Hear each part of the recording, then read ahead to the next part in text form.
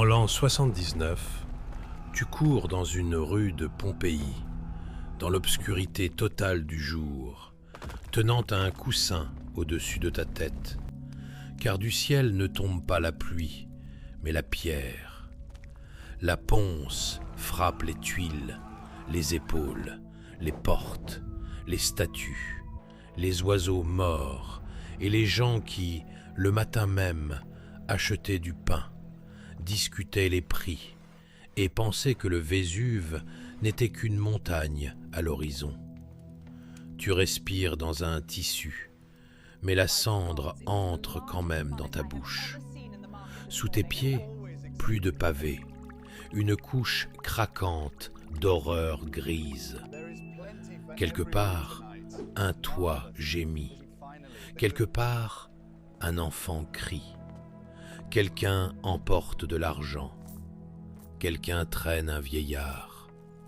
Quelqu'un attend chez lui et écoute le plafond s'alourdir. Ce n'est pas une histoire de lave qui rattrape joliment la ville, c'est pire.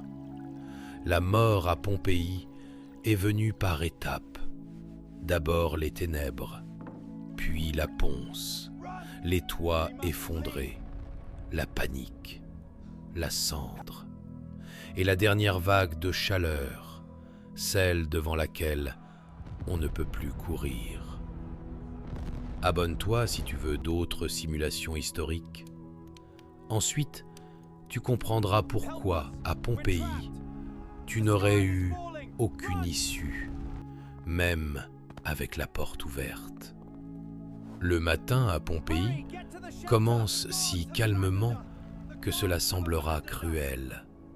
Tu sors et ne vois pas une ville condamnée, mais un jour romain. Boutiques ouvertes, pain sorti du four, gens à la fontaine, disputes, marchandages, mulets sur les dalles. La vie ignore qu'il ne lui reste que quelques heures.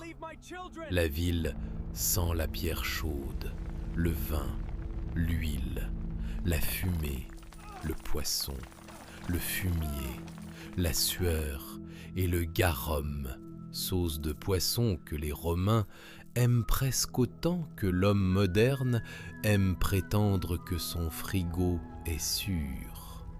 Inscriptions aux murs, amulettes aux portes, mosaïques dans les maisons, esclaves dans les cours.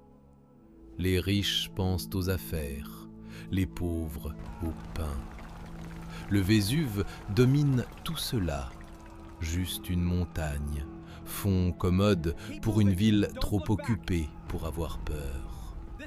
Tu n'entends aucune sirène, aucun panneau d'évacuation. Personne ne reçoit l'alerte.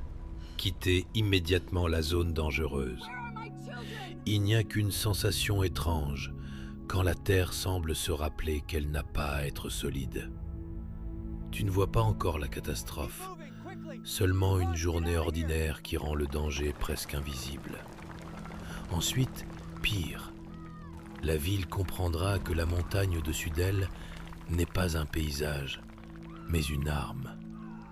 Tu marches dans Pompéi comme dans un organisme vivant qu'on tue déjà. Près de la fontaine, les gens se pressent avec des cruches. L'eau coule, on se dispute pour la file, on rit, on gronde un esclave trop lent. Tout est trop normal. Voilà pourquoi tu serais resté.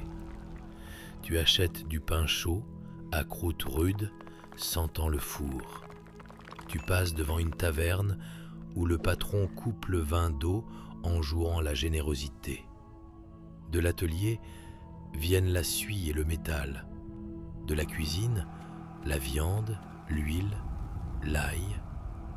De la ruelle, l'urine, le fumier et la crasse. Une ville romaine ne sent pas le musée. Elle sent les corps, la nourriture, les animaux, l'argent et les déchets, trop proches de la vie. Les charrettes grincent, les ânes résistent, les enfants courent entre les adultes, Au terme, on parle nouvelles. Dans les boutiques, on compte les pièces. Chez les riches, les esclaves lavent les sols, préparent le repas, ouvrent les volets. Tu vois fresques, mosaïques, jardins, amphores, enseignes, traces de roues. Ces détails que des touristes admireront des siècles plus tard. Mais pour toi, ce n'est pas de l'archéologie. C'est un piège encore déguisé en journée normale. Puis, le ciel change. D'abord presque imperceptiblement. La lumière devient étrange, comme si le soleil était couvert d'un tissu sale. Les gens lèvent la tête. Quelqu'un plaisante. Quelqu'un prie ses dieux. Quelqu'un dit qu'il vaut mieux rentrer. Et cela semble raisonnable. Jusqu'au moment où la maison devient un cercueil avec un toit. Tu aurais pu vivre ce matin presque tranquillement, sans un détail. La ville croit trop longtemps à l'ordre habituel. Ensuite, chaque chose ordinaire, toit, rue, porte, maison, deviendra partie de la catastrophe. La principale menace de Pompéi n'est pas que les gens étaient stupides. La vraie menace, c'est qu'ils voyaient la catastrophe sans pouvoir la lire correctement. Tu vois le nuage sombre au-dessus du Vésuve. Tu entends gronder. La terre tremble. Du ciel tombe la pierre ponce, d'abord étrangement, puis de plus en plus dense. Ton esprit cherche une solution. Se cacher, entrer, fermer la porte, attendre. Dans une tempête, ce serait logique. À Pompéi, c'est un piège. La maison protège des pierres, mais le toit reçoit tout le poids. La pierre ponce paraît légère, tant qu'il n'y en a pas trop. Elle s'accumule sur les tuiles, appuie, bouche la cour, ferme les passages. Tu restes dedans, entends le bois craquer au-dessus. Chaque minute alourdit l'abri. La rue ne sauve pas non plus. Noir, air plein de cendres, yeux qui pleurent, souffle douloureux, pierres qui tombent encore. Où aller? Vers la mer? Les portes? La famille? La maison pour l'argent? Chaque choix semble raisonnable, exactement jusqu'au moment où il tue. Tu peux être rapide, intelligent et prudent, mais la carte du danger change plus vite que toi. Ensuite, la ville enfermera les gens, non avec des murs, mais avec leurs maisons, leurs peurs et un ciel qui tombe. Maintenant, le piège devient humain, parce que tu n'es pas seul, et cela rend le salut presque impossible. Seul, solide, sans affaires ni passé, tu pourrais courir, mais tu as une maison, une famille, un maître, des enfants, des vieillards, des esclaves, de l'argent, des bijoux, des papiers, de la nourriture, des amulettes, tout ce qui, le matin, était la vie. Et chaque chose devient un crochet qui te retient dans la ville. Quelqu'un refuse d'abandonner sa mère malade. Quelqu'un cherche son enfant. Quelqu'un revient chercher ses pièces. Quelqu'un traîne un coffre, car sans bien, le salut ressemble à une misère retardée. Quelqu'un discute à la porte. Partir maintenant ou attendre que le ciel cesse de jeter des pierres? Le problème, c'est que les pierres ne cessent pas. Tu vois les gens prendre des décisions presque raisonnables et perdre quand même. Rester ensemble, trop lent. Fuir seul, trahison. Prendre les objets précieux, trop lourd. Tout abandonner, terrifiant. Sortir, dangereux. Rester aussi. Tu n'aurais survécu qu'en abandonnant tout aussitôt et en courant dans la bonne direction au bon moment. Ensuite, il sera clair que ce moment n'existait presque pas, car la nuit transformera Pompéi en sac sombre de cendres, de peur et de pierres. La nuit à Pompéi ne vient pas, elle tombe du ciel. Le jour, au moins, on voyait où courir. Maintenant, il n'y a que poussière noire, pierres grises et cris proches, puis venus de sous terre. La pierre ponce continue. Elle frappe les toits, remplit les cours, bloque les portes, couvre les rues d'une couche épaisse. Tu marches non dans une ville, mais dans un piège mou et craquant qui grandit à chaque pas. Les maisons commencent à perdre. D'abord un craquement, puis un coup sourd, puis un nuage de poussière et un cri qui s'interrompt. Le toit sous lequel des gens voulaient attendre n'est plus un abri. C'est le poids amassé sur leur tête toute la journée. Tu respires à travers un tissu, mais ta bouche se remplit de cendres. Tes yeux pleurent, ta gorge brûle. Toutes les rues se ressemblent.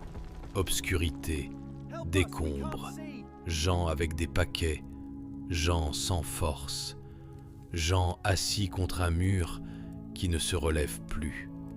Survivre à la pierre ponce ne signifie pas être sauvé, seulement que tu as vécu jusqu'à la phase suivante. Et si tu crois qu'il ne peut y avoir pire qu'une nuit sous une pluie de pierres, le Vésuve n'a pas terminé. Le dernier coup viendra non d'en haut, mais de côté. Une vague brûlante de cendres, de gaz et de mort, devant laquelle la ville ne courra plus. Tu te réveilles le matin, mais le matin ne ressemble plus au matin. Presque pas de lumière, l'air est gris. Pompéi a disparu sous la pierre ponce et la cendre, comme si la ville avait pris 1000 ans en une nuit. Tu essaies d'avancer, mais la rue est plus haute, plus molle, plus lourde. Chaque pas s'enfonce, chaque souffle racle la gorge, chaque porte connue peut être bloquée dedans ou dehors. Tu ne penses plus au pain, à l'argent, à la maison, aux choses. Tu ne penses qu'à l'air, à la sortie, à ces jambes devenues si lentes. Près de toi, quelqu'un appelle sa mère. Ailleurs, un homme frappe depuis l'intérieur d'une maison. Ailleurs encore, personne ne répond. Et à cet instant, la montagne fait la dernière chose. Elle ne pleut plus, ne menace plus, ne prévient plus. Elle frappe. Une vague brûlante de cendres, de gaz et de débris court plus vite qu'un homme. On ne peut pas s'en cacher sous un coussin, ni fermer les volets, ni négocier avec les dieux. Tu peux avoir le temps de tourner la tête, respirer, lever la main, et cela suffira pour devenir une partie de la ville que l'on déterrera pendant des siècles. Voilà pourquoi tu ne serais pas sorti de Pompéi. Non parce que tu étais stupide ou faible, mais parce que chaque décision devenait mauvaise trop vite.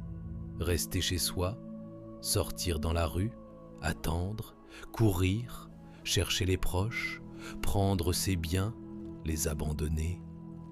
Pour eux, le Vésuve était une montagne au-dessus de la ville. Pour toi, la preuve que parfois, il n'y a aucune issue, même quand la porte est ouverte.